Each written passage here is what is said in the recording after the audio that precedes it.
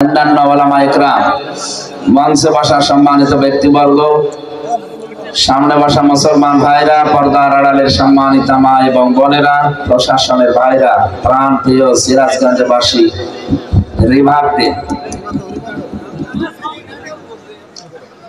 দল, মত, জাতি, বর্ণ, ধর্ম নির্বিশেষে আজকের এই অনুষ্ঠান, এটা কি শুধু মুসলমানদের? আল্লাহ তাআলা বলেন, হাত্তা ইসমা কালাম আল্লাহ সুম্মা আবলিগহু মা'মানা।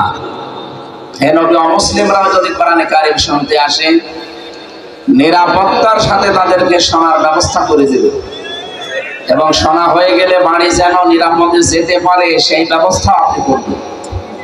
সুতরাং আজকের এই আয়োজনে যারা সম্পৃক্ত, তাদের দায়িত্ব, যারা এসেছি সে যেই হোক, যে ধর্মের মানুষ হোক, তাকে কোরআনে কারীম শোনার ব্যবস্থা সুন্দরভাবে নিরাপত্তা সাথে আপনারা করে দেবেন। আপনারা মেহমান আমরা সবাই।